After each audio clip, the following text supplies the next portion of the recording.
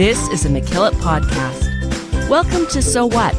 We join Michael and Trevor from the balcony, like Statler and Waldorf from the Muppets, as they explore the last episode's big ideas and why they matter.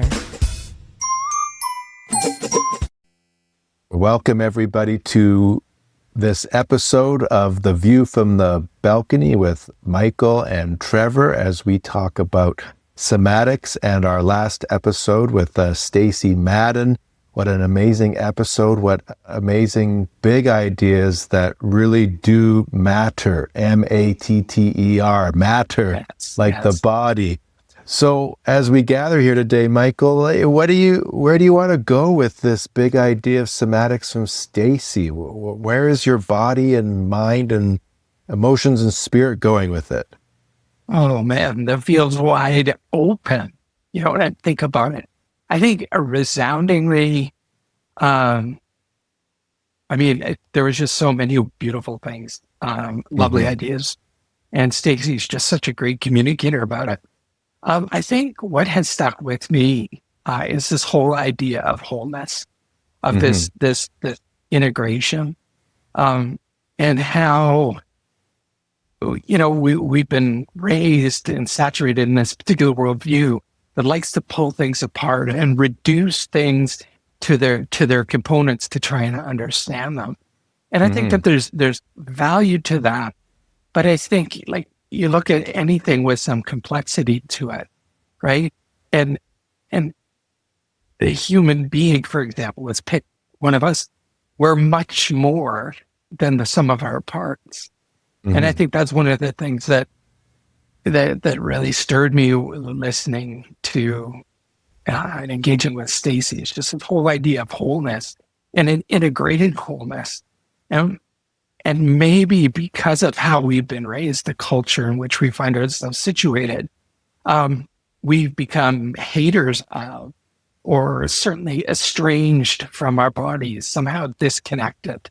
And therefore not knowing how to listen to our bodies, not know how to access that piece of the spectrum of consciousness that could really shape and inform the way that we are in the world. Yeah, it is a huge idea, and I agree with you in terms of what does it mean for the wholeness of being a human, an organism. I remember Stacey talked about, like, we're an organism and we're with other organisms, and the body is that sensation, the sensations of the body. And I also sort of really resonate with how our upbringing in the West, you know, we're doing our balcony view, a takeoff on Statler and Waldorf. But, you know, you and I are two white guys with that gives us certain privilege and also perspectives that we were sort of raised in or pickled in, as you like to say. Yeah. And it reminds me of, you know, we're both from the Christian heritage or Christian tradition. And in the Christian tradition, there's always been this, you would think it wouldn't be there, but this antibody. The body could be seen as evil. Don't trust your body. There's different words for it in the ancient text, but the body, and it's almost like, as we were talking before we started taping, the early church used to talk. I think the body was really important in the early church, if I read it right, in the early followers of the way. But then we sort of became what I've traditionally called Gnostic. And most people would hate me saying that most Christians are Gnostic, but I'll be real quick. The original Gnostics thought the world was just created between a fight between two gods, and this was a evil world. The body was evil, and the only way you could find your wholeness was to escape from it, to get, to what, if you want to call it, heaven or another realm. And in a way, I feel like that's the way I was raised in the Christian lineage somewhat, that creation sort of, do what you want to, it's sort of evil, the body's sort of evil. when you die, it's all going to be okay. And that's really Gnostic, but this somatics is like trying to say something else. Yes. Yeah, most definitely. And it's a funny thing that we've done, but I think a lot of it is just this inherited idea of original badness, right? Mm-hmm. That some people want to begin the Christian story with. Yeah. Well, whenever someone refers to me as a Christian, I start to shift in my seat a little bit, and Mm-hmm. and I just want to say Christian with a couple asterisks, maybe 20 asterisks after, because there's lots of qualifiers Mm-hmm. that I'd like to add. But certainly that's sort of the paradigm that I am now, certainly shaped in no small way where I am today. But it's that demonization, and there really is that Greek influence, really, that you've got these perfect forms out there, and we're just not that. And it, not only like it, the view is that it's tragic, that it's bad, and that it's sinful, and that somehow because of that, we're somehow unlovable or unacceptable to God. So we concoct all these wild stories for ways to kind of cover up that ugliness, to get around this finite flesh suit we wear, right? And come up with some really complicated stories around what that looks like. But I think that's what's really interesting about ideas like somatics that are coming out today. Yes. Is it's re-gifting our createdness and our connectedness to, I want to say creation. But what I really mean is the dirt and the stardust and the roots and the organic matter and the bugs and the beetles and the worms and the fishes and the duck and the platypuses and the whales. You know what I'm saying? Like just this, you know, we're part of this. And I think this body of ours is very much a gift and a sign and a wonder, really, that we exist at all is a gift. Well, it is, because maybe it's just a natural human evolution to have body and differentiate it and then come back to the body differentiated. In terms of, you know, as a babies developmentally can't separate their body from everything else. They think they're everything. Right. And so then we do realize we have boundaries, but it feels like we take the boundary, we go so far from the boundary that here's this body of mine from little toe to the top of my bald head or the ice cap melting on it. But then we take the boundary that my identity, my consciousness is only this small gray area over my brain, the neurocortex, and that's me. This is like my boundaries thinking. Yeah. Or stories. Maybe it's even just the right side of the brain stories instead of the left side. But what I hear from the somatics, which is sort of a paradigm shift, and I love it. So this is not a critique, but it's like, no, like my beingness, my wholeness, is this whole organism of me. And if I'm honest, like I've been cut off from it. Like I'm cut off from the wholeness of me is what I really reflected partly on too with Stacey. Yeah. And maybe that's our pandemic. Maybe the result of that is this chronic loneliness, this insatiable search that we have to try and fill the void because of that lack of groundedness, that connectedness. And yeah, we're consuming things, we're consuming the planet, we're consuming other people in search for this, to satisfy this hunger that's a result of the disconnection you were talking about. And like you talked about, I guess the Cartesian duality, is that the right term? There.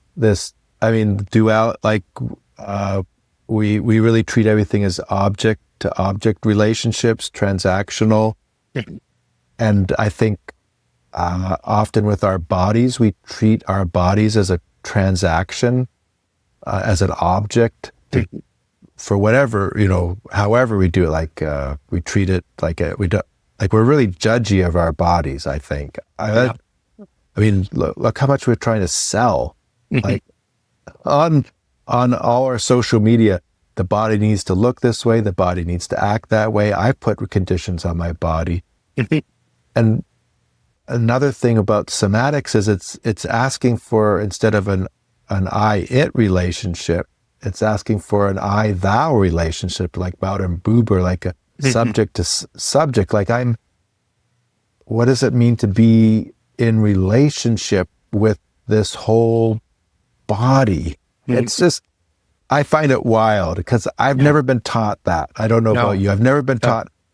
I've been taught how to judge my body, how to manipulate it, how to suppress it, how not to trust it, but how to actually be in relationship with it. Yeah. And even there's a split. It's huge split. Just you talking about that. I mean,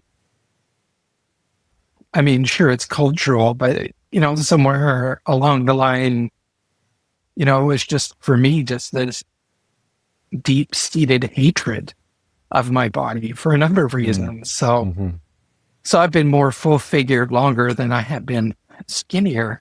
But I mean, fat was is still one of the worst things you could be, mind you, where as a culture becoming more, having more space for different kinds of body types.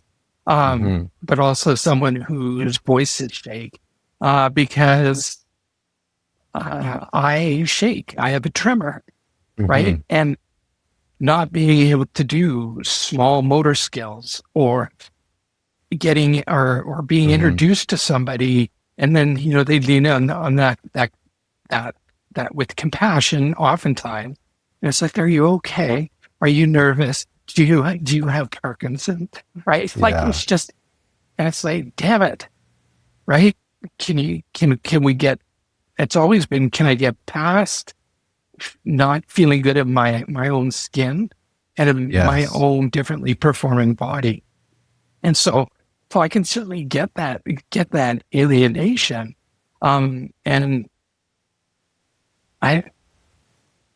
let's say that I'm very much in relationship with my body, but that's not a good, healthy relationship by any means. And that's what one part of what I heard Stacey talking about is just reintroducing and getting me to think about some of the weird and wonderful and wild ways that I'm created, the way that I see the world, the way that I experience the world, that transcend words. And I'm use lots of them because I don't know how to describe body sensations. But it was really interesting. It just opened that door a little bit for some more compassion, or to think again towards my flesh and blood.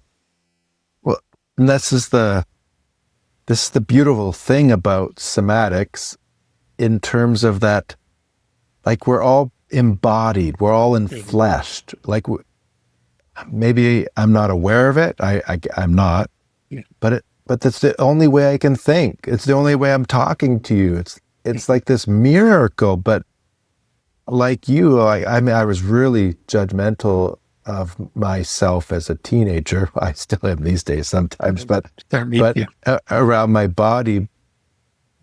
But it's almost, I was taking my own self-woundedness and projecting it onto my body. Like, oh, my legs aren't straight enough, or whatever straight enough was, or, oh no, is my butt too big, or body hair as a teenager, all these sorts of, it's just so, but there wasn't the feeling of what a miracle it is to be in flesh. Like, no matter what type of body we are into our last breath, it's like it's sustaining us. it's, well, I'm calling it now, but it's like I'm sustaining myself. Yeah. But more than that, I'm being sustained as a whole body organism by, like you said, by the soil, by the forest, by the water. Like my identity is not just what I think about myself, and my identity is not just about like a body. My identity is connected to this larger organism. It's just sort of mind-blowing. Yeah. I don't know if I'm making sense. No, you are. And you really, I mean, that whole idea is very similar to some of the big ideas of Teilhard de Chardin, right? It's wholes and holes of holes that come together to make a super whole. And it's a unity that differentiates, right? So we could talk about, the eye can't say to the foot, or the what have you, that each part within these big superorganism needs to play its part. And so to your point, being able to accept me, and dare I say, being able to love me will affect the way that I show up in this world, the way I show up to my family, the way I show up to my friends, to the environment, to the things that I believe in, the way I conduct myself in the world. And so I think that's crucially important. But I think there's more gifts, Trevor. I think there's more gifts about coming into. I mean, before we were talking, we were wrestling with this whole idea of the brain, but you were talking about the vagal nerve system, and then just the dense nerve endings, neurons, and so forth in the intestine, in the gut region, right? And really, those are part and parcel of the bigger system too, that may be more closely related to what's in the head, but the one in the same, in a sense. I hope I'm not talking in circles. No, well, it is a circle in a way when we talk somatics. Yeah. I don't know, I'm being like, it's a joke, but it's not a joke. It's like it is circles because, so like with Stacey, we only scratched the surface of somatics. Sure. Yeah. And like we had the brain, and then there's the big the nerve called the vagus nerve, or the vagal nervous system, which is, I think Stacey talked about, it's like fright, freeze. Well, that's our amygdala, flop, high tone, low tone, freeze. Yeah. There's all these terms. But I remember they often call our gut the second brain because there's so many nerve endings there. And I remember in the episode, you talked about your gut feeling with that. You had a gut reaction, a gut feeling with the artist. When you went to a performance. With the dancer, With the dancer, but also your gut reaction with bagpipe music. Yeah. No, I know someone that hates, but I like bagpipes, but I know people that just detest it. Yeah. I live, my house is full of them. Yeah. Yeah, but there's a gut. See, that's talking to the somatics, like it's not a thinking reaction, it's a gut sensation. Like there's like that, there's data rich information.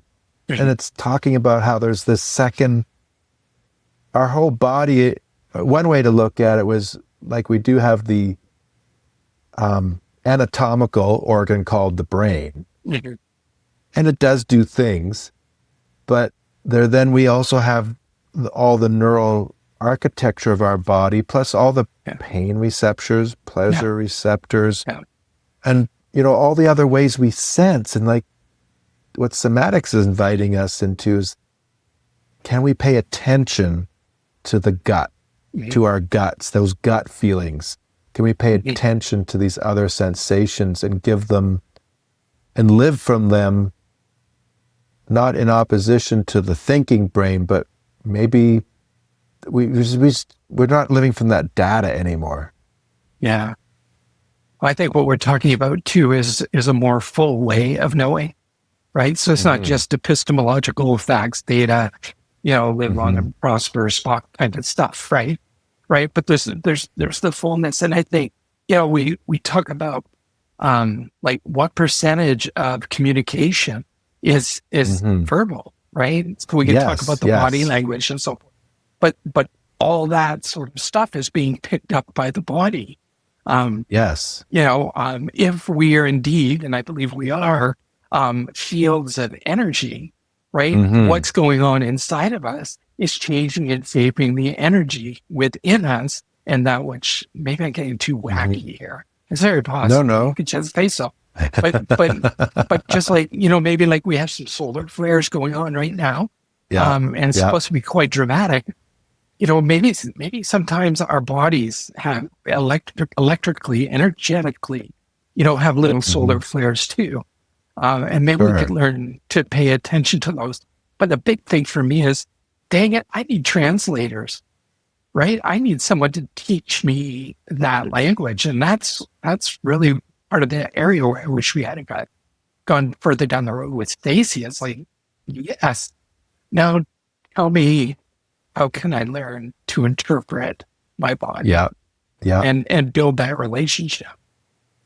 Well, that even the exercise she had is like, feel yourself sitting in the chair. Mm-hmm. Like, feel myself sitting in the chair that I'm sitting in right now as I'm talking with you. Mm-hmm. Do we even feel like I didn't feel that till I brought consciousness to it. Yeah. Now I can sort of feel my butt on the bottom.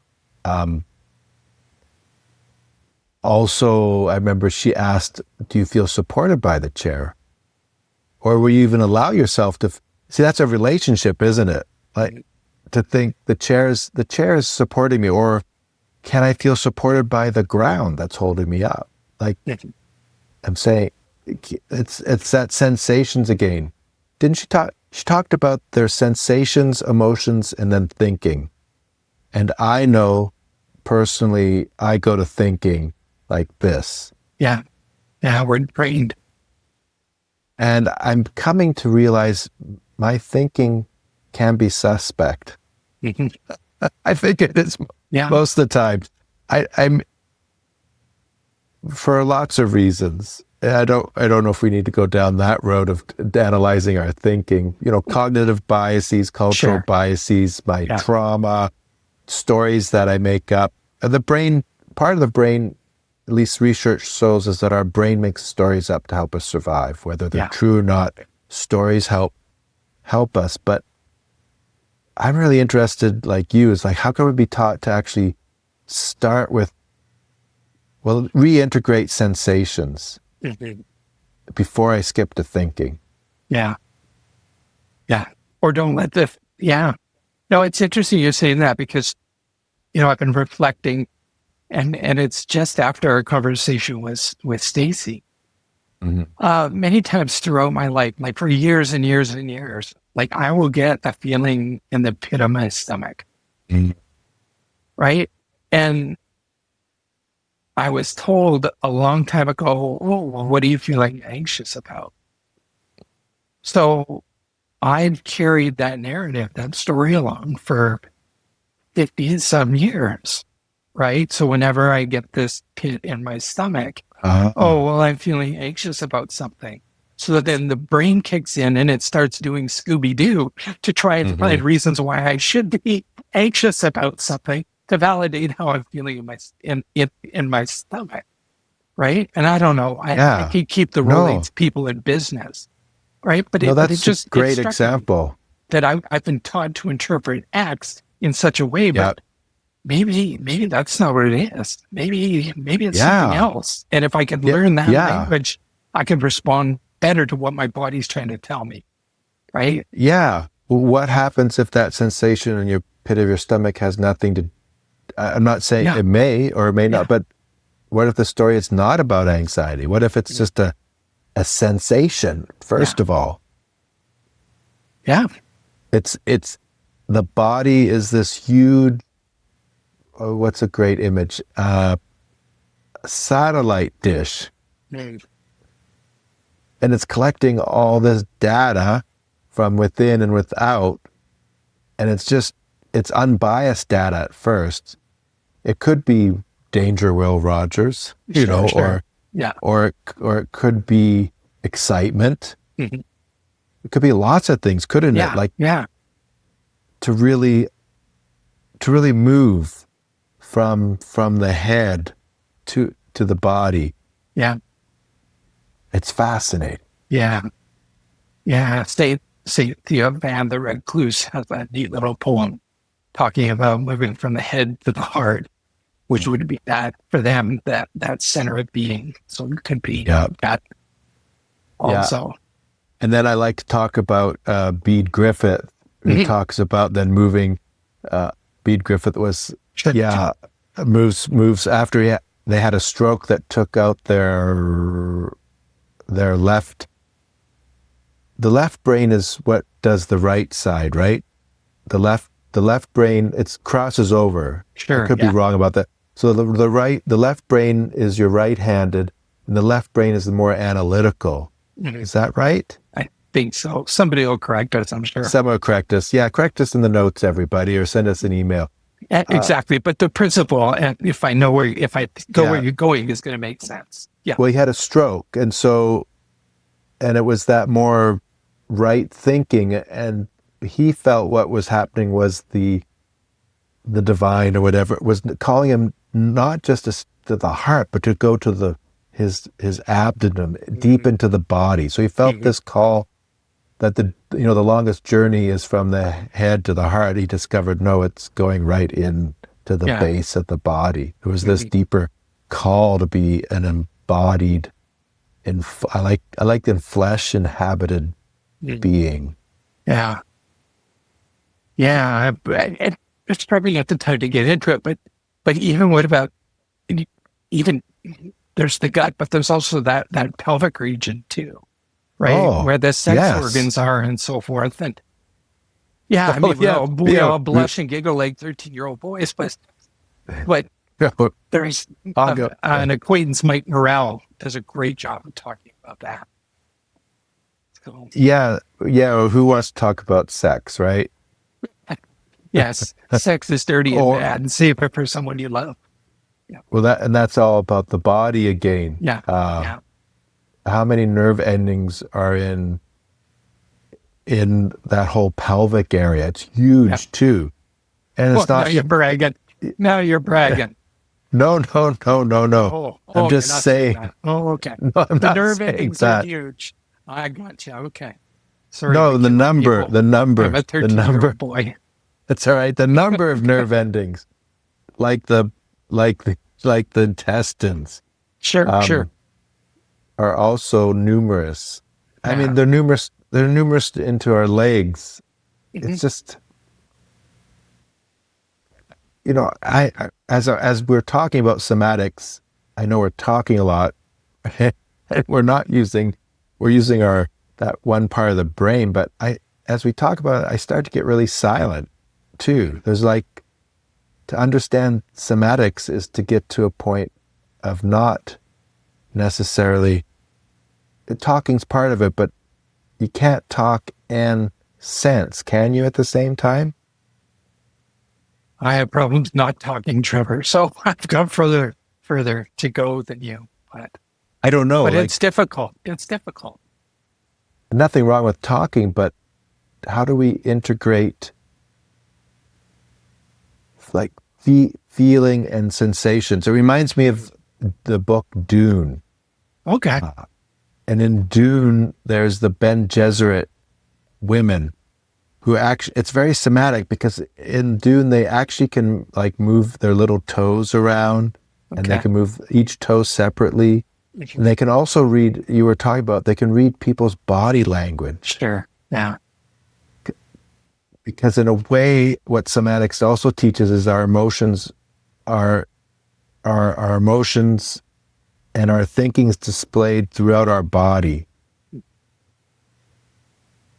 It's not just, it's emotions are in how our body tenses or untenses, different sensations, same with thoughts. I think what I love about somatics too is that you can't separate thought from body or emotion from body. And I'm just getting to the point where there's just so much more to learn. Yeah. Oh, Yeah, and I think that should be the mantra of So What, is that we've got so Yes. much more to learn. Yeah. Oh, most definitely. Wow, big thoughts. Well, I just keep thinking about that. Go ahead. Well, I was just going to say the other thing that they're discovering somatics, I think Stacey talked about this, is that trauma is stored in the body and the body remembers. Mm-hmm. So in a way to become more inhabited in this beautiful organic organism of each of ourselves can actually be a bit scary because we come up against the trauma or the woundedness that's wanting resolution so we can be whole again and to release stuff. And so the body remembers, the body knows, the body has a wisdom beyond my thinking. Yeah. And it's just, I think it's yearning for us to be in relationship again. And there might be another gift. Because you were talking about, and this is just the way my brain works, I keep thinking about how we like to bury our toxic stuff. So nuclear waste, pesticides, that sort of stuff, we want to lock it in drums and we want to bury it deep in the ground and forget about it. I'm just wondering if that's the practice that we have as human beings.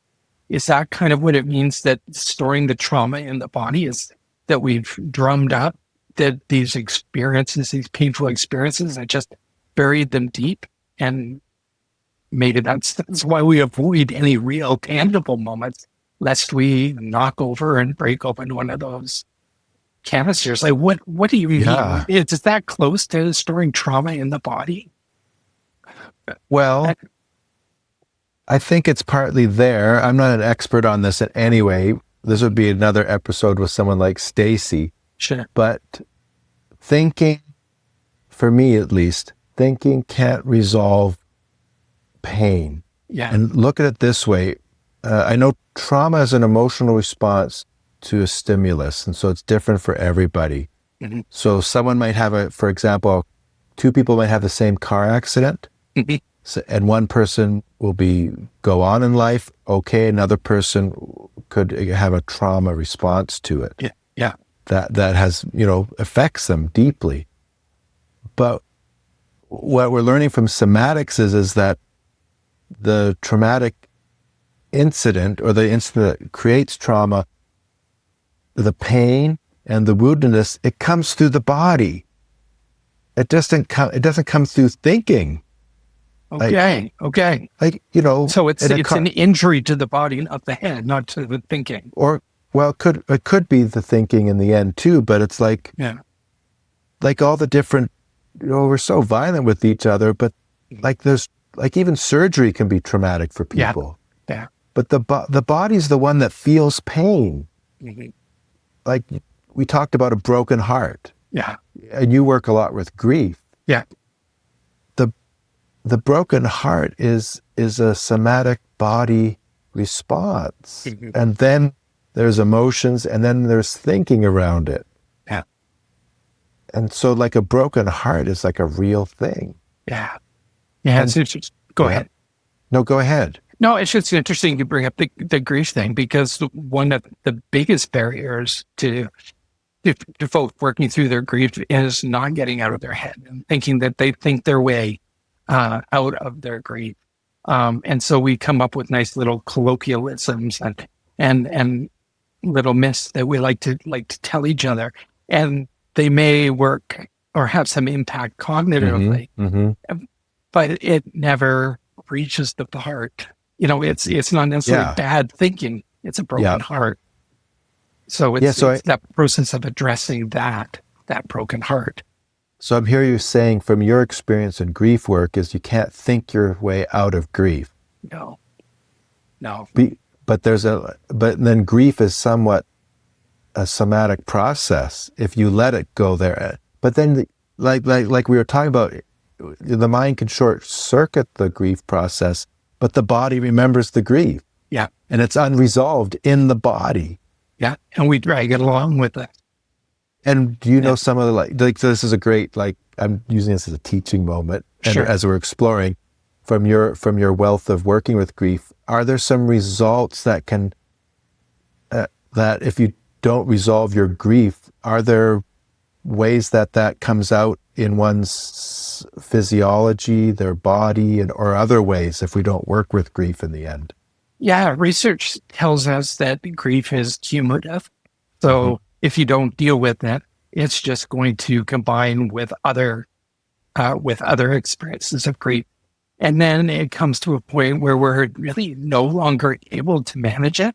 So I use the example of when I was a kid playing with a beach ball in a pool, right? And you jump on top of the beach ball and you'd hold it under the water and you'd wrestle it all over the place, right? And then sooner or later it's going to slip, and then it just, boom, it explodes out of the water.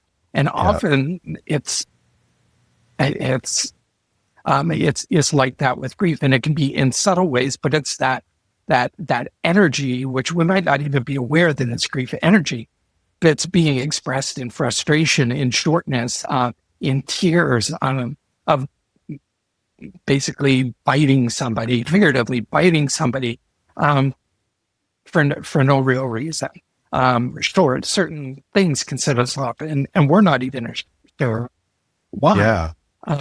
But even impacts, for example, psychologically, depression, anxiety, and a whole bunch of other those things that unresolved conflict, as I imagine, trauma in general, if it's not resolved, is going to influence, dare I say, poison.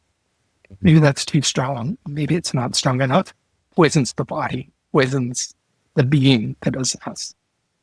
And do you think, like, say, this is just we're not unresolved grief, say, somatically from your experience, does it affect how you feel safe in certain, like, do you think it starts to affect your nervous system where you, before the grief experience, you might felt safe in a situation, but now you don't, and that causes like different, so like when we're not safe, our nervous system will do things to our body, like increased cortisol levels, stress levels, or it may cause us to go the opposite, where we go to like a lethargy. So have you ever seen that in unresolved grief, where it actually starts to affect people's nervous systems compared to before the grief experience? Yeah, I think that would be the case. The one that jumped to mind is folks that I've walked with that have had really not good, terrible experiences with church. And just egregious abuse of power and position, and just horrible thinking that it just, McKillop won't let me use the word that I want to use, but it's just, it damages people in such a way that things that they used to find comfort in, for example, reading scriptures or certain music, or even driving by a church, they start to get anxious and squirrely. If they feel, they've explained to me that it's like their skin is just crawling, and sometimes it's not cognitive. See, that's I remember Stacey the thing. That's somatics right there. When the cognitive mind can't explain it, their skin gets, what did you say again? Their skin gets, it's like itchy, it's crawling. Like that's, their skin gets crawling. They can't explain it. Like, wow, that's a wealth of information. Now, well, I know. I can be honest here. I remember a couple of years ago, I was fairly new to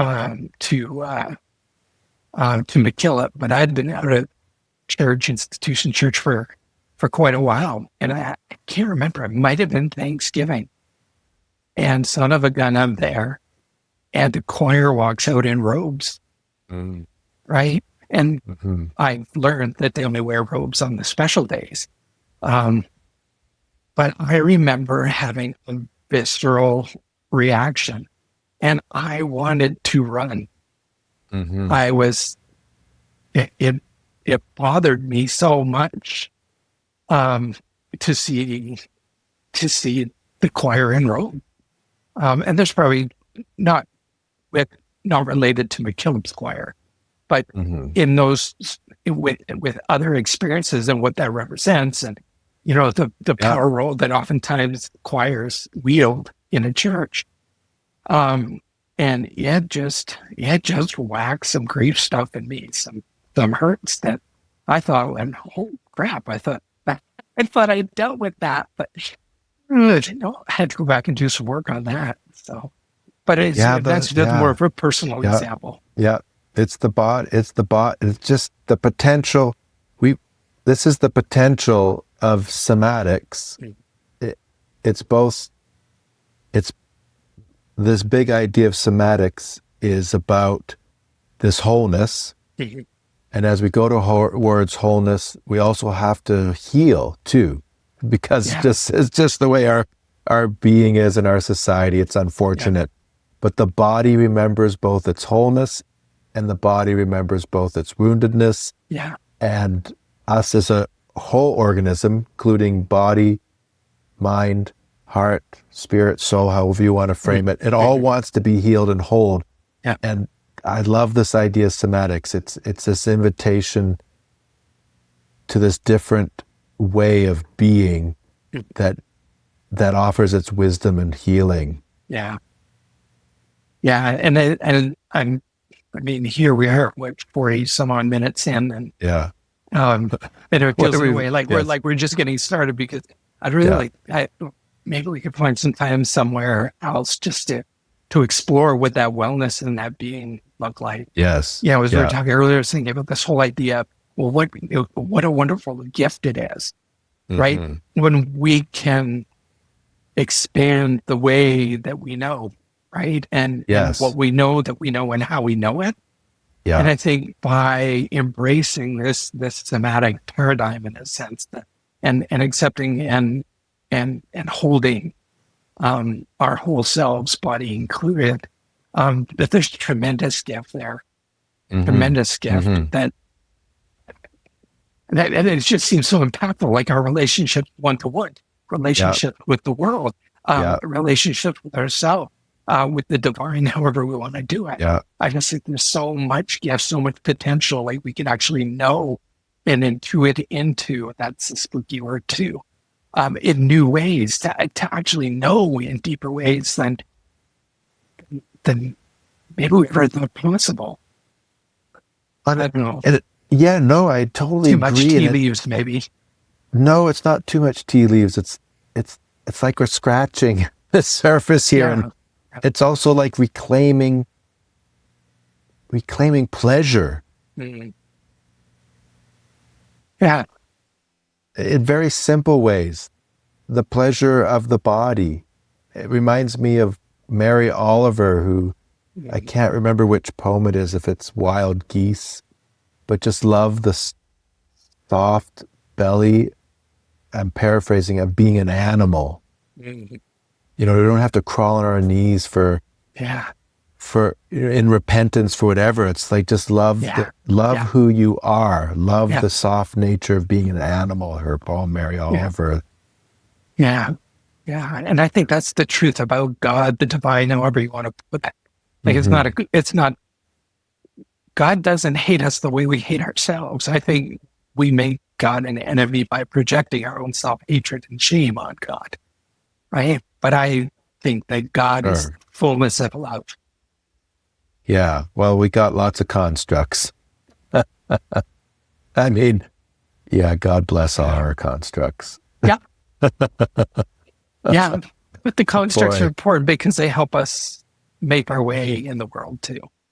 What I hear you saying is, be a mess. Yeah. That's right. What I hear you saying is, can we make a new construct that might change down the road, but a construct where however people identify as the word God doesn't have to be hateful and mean and violent, small. But and small, but is actually a presence that invites us to love our being, including being embodied. Yeah. And I think, the fullness and the breadth of love. So, Oh, it's been good. That's been good. Do you think this is a good place to stop? Do you need to say anything more to feel complete around somatics and Stacey's time? We should get Stacey back, and we should go around in circles 3 or 4 more times. It's just, and maybe that's just it. Maybe we're doing this summit of this mountain, and we'll gain a little bit of elevation in this loop, but maybe the next loop will gain some more. Well, maybe. I hope so too. And I just want to say to all those who listened to the very end, well, thank you for listening to, can I say that, two white guys? As long as you didn't say old. Son of a gun, if the nice lady at the movie theater didn't give me a senior's discount. I know. I mean, I took the discount, but I was insulted. Well, I guess we're getting there. But, thanks for being on this exploration for us as we go from the balcony. We're doing it, this is probably just more for Michael and I, and thanks for listening to this. But each of these big ideas they're big, and it's just nice to unpack them. And we don't know everything. And I love what you said, Michael. There's so much more to learn. And there's so much more to learn after each of our speakers that we've had so far. Yeah. And that's the exciting thing. Maybe there's more to learn, more to heal.